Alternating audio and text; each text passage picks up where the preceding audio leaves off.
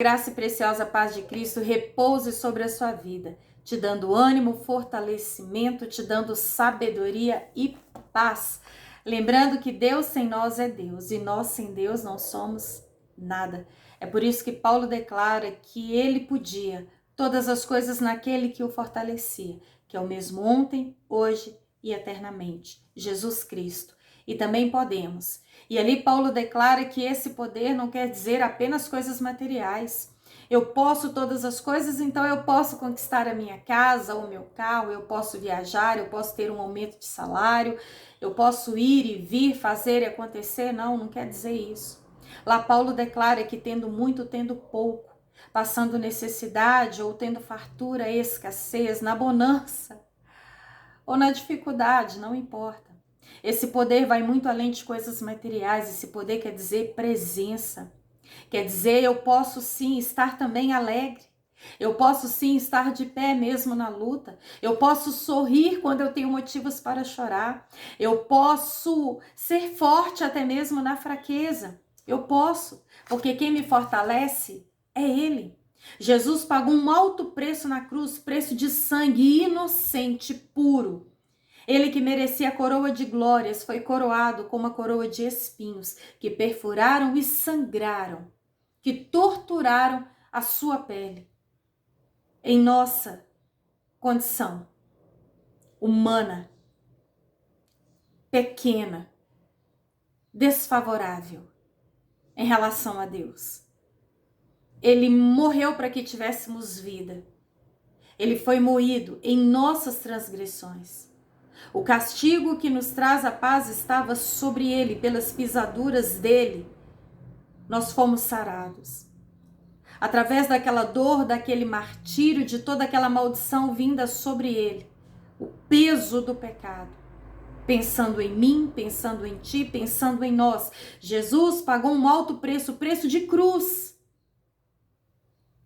Não para que tivéssemos coisas materiais em si, mas ele pagou um alto preço de cruz para que tivéssemos acesso a Deus, para que fôssemos capazes de nos aproximar de Deus. Porque na condição humana, a gente não tem nada com Deus, a gente não pode nada em relação a Deus. Mas o sangue de Cristo abriu acesso para nos levar, nos adentrar à presença de Deus. Por causa daquele sacrifício estamos de pé. Por causa daquele sacrifício nós temos força na fraqueza.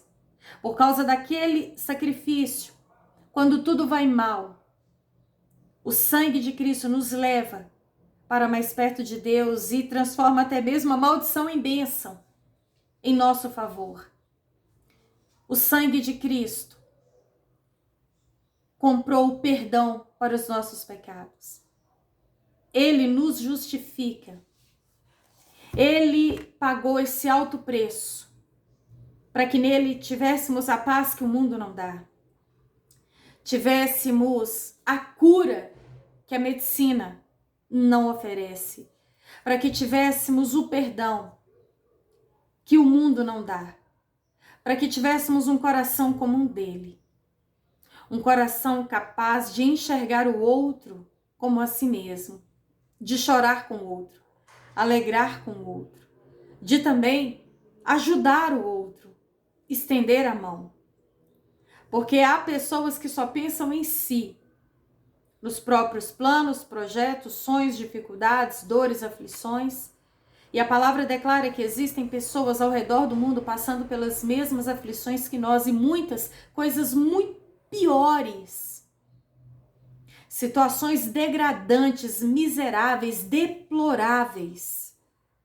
Situações que só de ouvir a gente não consegue. Que nem mesmo ver a gente é capaz. O sangue de Cristo foi derramado para que nele fôssemos salvos da ira de Deus e da condenação eterna. Jesus Cristo é o caminho, é a verdade e a vida que nos conduz ao Pai. O pão vivo que desceu do céu. Logo após Jesus ter multiplicado os pães e os peixes para toda aquela multidão que ali estava a ouvi-lo por tantas horas incansavelmente, famintos e sedentos, e chegando o entardecer, a palavra fala que o povo, ele estava a se retirar. E então o Senhor Jesus, ele fez uma pergunta a Filipe, onde compraria pão para alimentar toda aquela multidão. E a palavra fala que Jesus já sabia o que ia fazer, mas para colocá-lo à prova, Jesus lhe fez essa pergunta esperando o que ele iria responder. E então Felipe respondeu: Senhor, 200 denários não compraria o pão suficiente para que cada um recebesse um pedaço. E também André, Simão, irmão de Pedro, ele disse: aqui está um rapaz com 5 pães de cevada e apenas 2 peixinhos, mas o que é isso para tanta gente? E aí Jesus entra em cena.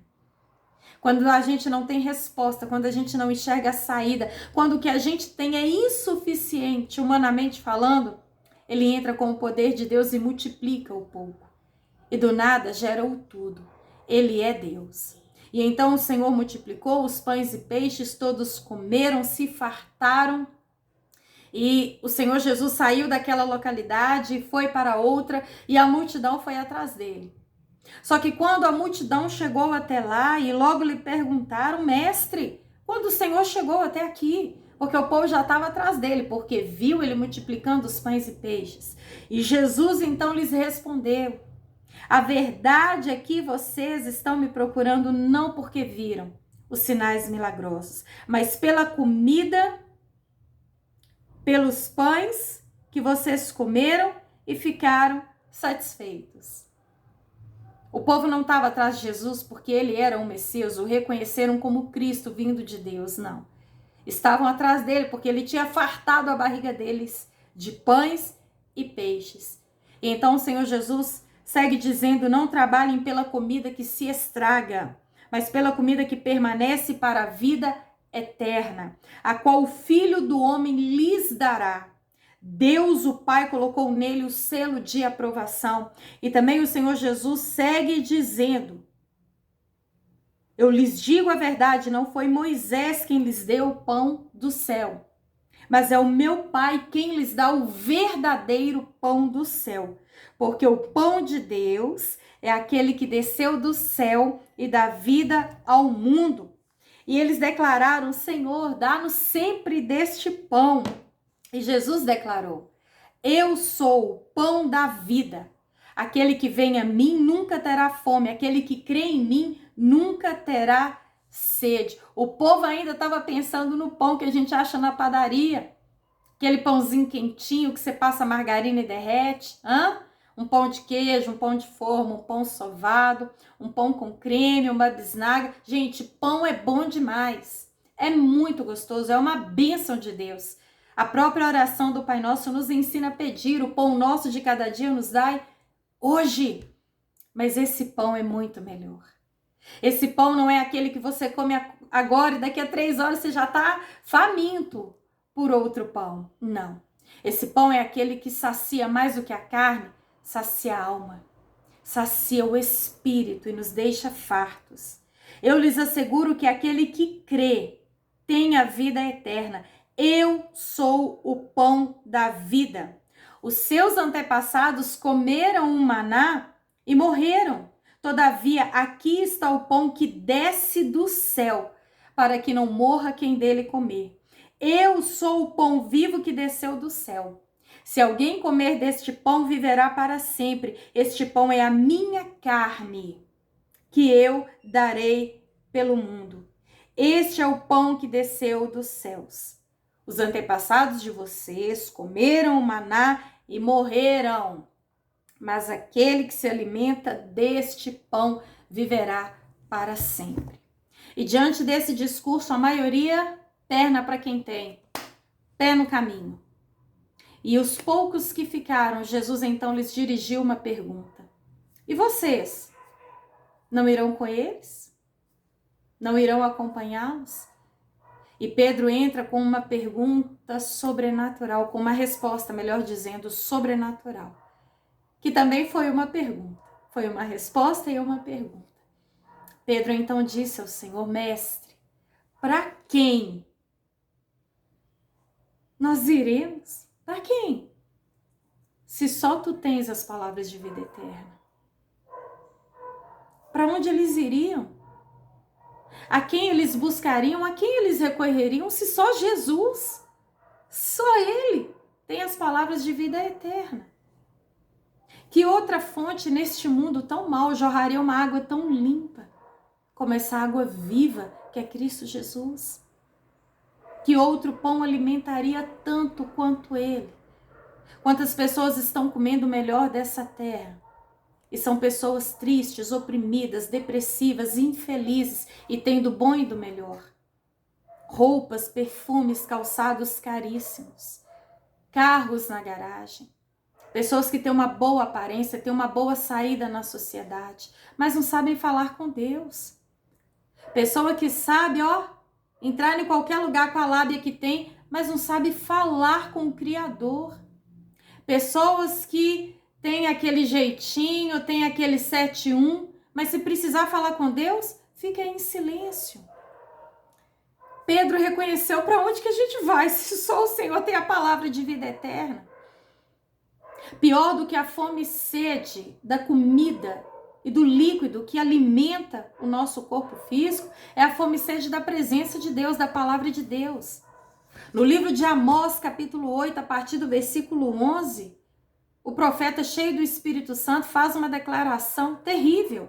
Estão chegando os dias, declara o Senhor, o soberano, em que enviarei fome a toda esta terra. E talvez a pessoa que ouve essa palavra vai concordar: realmente a fome está terrível, a fome é negra, o povo está morrendo de fome, a gente vê as pessoas catando no lixo, são muitas pessoas desempregadas. Sim, existe sim, infelizmente, essa situação que o Senhor disse que no final dos tempos haveria fome, e nós estamos vendo, e muitos estão vivendo na pele.